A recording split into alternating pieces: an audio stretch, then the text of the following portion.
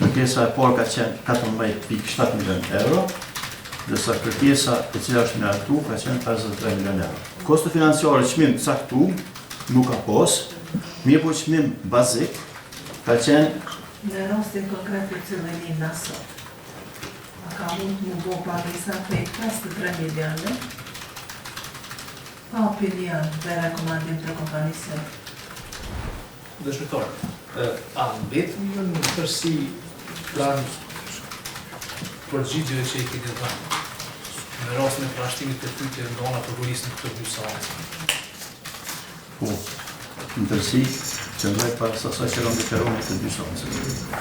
E kujtohet se a ka qenë periudha njëjtë kohore për zgjatjen e afatit për fundimit të punimeve, si në kërkesën në kohën e ministrit Zharku, ashtu edhe në kohën e ministrit Palik.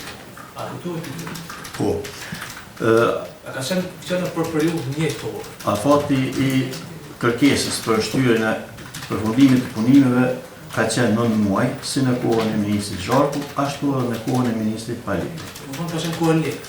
Afati kohë ka qenë njëjtë. Financiare dhe të dhejtë, ka qenë njëjtë?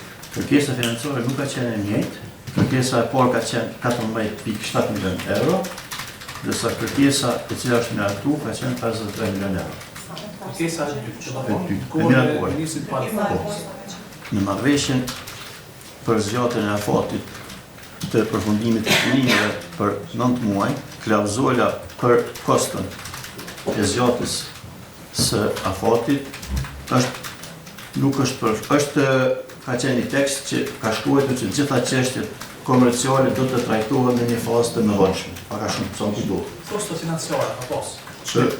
Kosto financiare çmim caktu nuk ka pas, mirë po çmim bazik ka qenë çmimi fillestar, kostoja minimale ka qenë vendimi i komitetit shtatorit. Kërkes për formën e marrëveshjes. Marrëveshje nuk ka pas shkruar.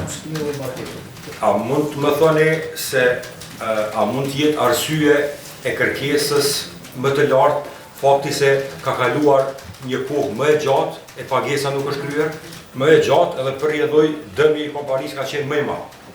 Cilës kompani? Bechtel, kompanisë Bechtel. Nuk është çështja me pagesa.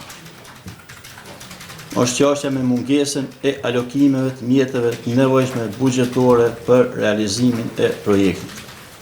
Alokimeve buxhetore nga viti 2015 edhe 2016, Qeveria e Republikës së Kosovës nuk i ka aloku mjetet e nevojshme për realizimin e këtij projekti. Pra, mund të konstatojmë se Qeveria e Kosovës është përgjegjëse për moszbatim të kontratës.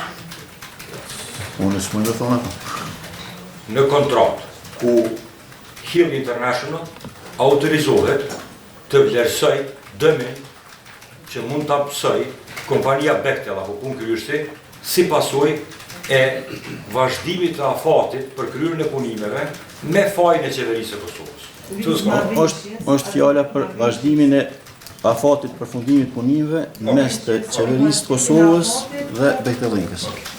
Sipas kushteve të kontratës, klauzola 8.4 parashihet e kontratës, pika B ose C, tash nuk më kujtohet saktësisht, po njëra prej këtyre pika është, si për fidik, parashihet zgjatja e afatit të përfundimit të punimeve si pasojë e mungesës së plotësimit të kushteve nga ana e punëdhënësit.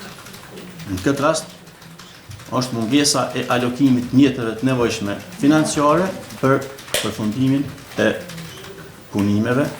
Në rastin konkret të cëllëni nësot, ka mund më bo pagesa për 53 milione, pa opinion dhe rekomandim të kompanisë.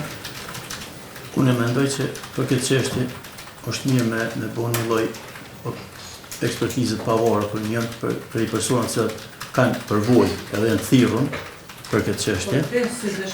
Unë si dëshmitar, unë them që po.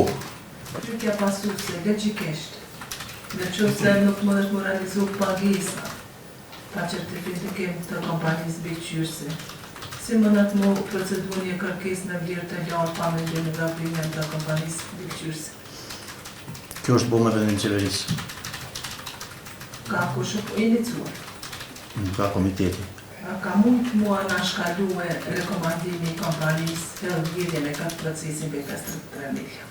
Unë e ceka dhe më herët rekomandimet për qashtet se i te kalojnë kompetencat e kompanisë liqyse nuk janë obligative. Janë rekomandime që mujnë më morë parasysh, mujnë mos morë parasysh, varësisht nga kompanisi.